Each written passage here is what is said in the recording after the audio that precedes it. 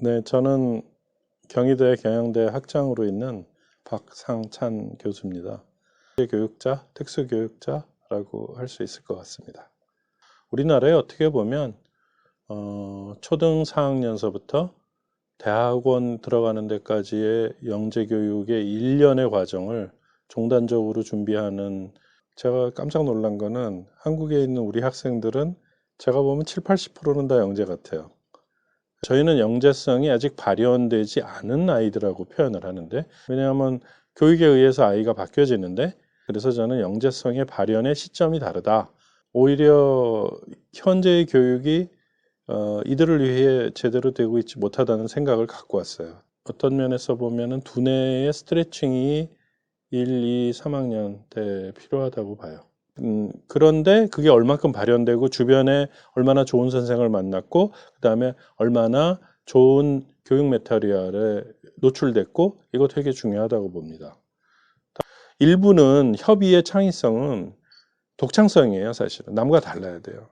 그런데 광의의 창의성이라는 거는 거의 영재성과 동일하게 다면적이다, 그다음에 유창하다, 융통성이 있다, 그다음에 독창적이다 등등에 해당되는 거를 충족시켜야 된다고 봐요. 그래서 창의력이라고 하는 것이 맞아요. 그런 영재라고 하는 영재성이 발현됐을 때 이 아이는 이렇게 나타나요. 확장적인 생각을 할 수 있도록 만들어진 교재여야 되는데, 어떻게 교재가 항상 뒤에 들으면 답이 하나 있고 그 답이 맞았다 틀렸다로 평가를 하고 이게 될까? 그 흔한 답지가 뒤에 붙어 있지 않다라는 게 너무 마음에 들었어요. 왜냐하면 거기에 해석은 굉장히 많은 건데, 그리고 그 의도적으로 당연히 다양한 해석이 가능하도록 만들어져 있어요. 그래서 저는 아마 크다고라는 거를 설명할 때도 지금 말씀드렸던 영재 성향 또는 광의의 창의성이라는 관점에서 설명을 하고 싶습니다.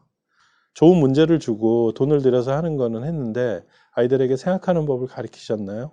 창의적 사고라는 거는 이런 거에 이룰 수 있도록 생각하는 여러 가지 수렴적인 방식이에요. 그걸 가르쳤을 때 아이들은 드디어 활용을 해서 발산시킬 수가 있는 거죠. 수학은 거의 기본이에요. 그냥 수학은 언어예요. 크다고는 수학이라는 거에 한정되기보다는 그 창의적 사고력을 도와줄 수 있는 도구라고 생각을 해요. 교육을, 크다고는 첫 시작일 것 같아요. 근데 그래서 1, 2, 3학년 그 아이들이 교육을 받는 과정에 새롭게 발현되는 게 있을 거예요. 크다고에 있는 그 모든 거 하나하나가 그런 단서를 줘요. 그리고 창의성이나 사고력이나 융합적 사고나 하는 것들은 자기가 세상을 살아가는데 도움이 많이 돼요. 일단. 그리고 경희대도 그렇고 카이스트에서도 그렇고 그러니까 입시 전문위원을 했거든요. 저희는 이제 창의적 논술이고요.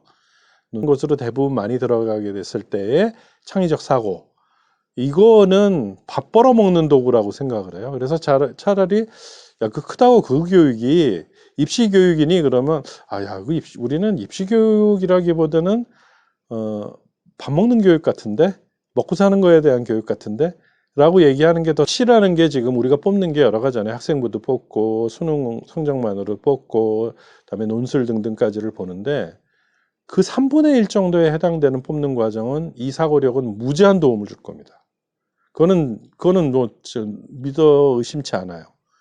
그래서 제가 부모 교육이 되게 중요하다고 하는 게 정서적인 문제도 굉장히 있고요. 인터액션이라는 부분도 있고요. 그 다음에 가장 익숙한 사람이 가르칠 때 훨씬 더 학습 이 정도가 높아져요. 애한테 질문을 많이 하세요 라고 얘기를 합니다. 말씀에 일반적인 게 너 공부했어? 아니면 숙제했어? 아닐까요? 학원 갔니? 어머니는 질문을 하는 법만 조금만 달라도 아이들의 사고방식은 달라진다. 어머니, 기록을 하세요. 우리 아이의 답이 뭐였다. 그런데 어머니 지금 생각하신 것처럼 그렇게 일상생활에 이런 걸 구별을 하고 기록을 하실 수 있을 것 같으세요? 쉽지 않죠.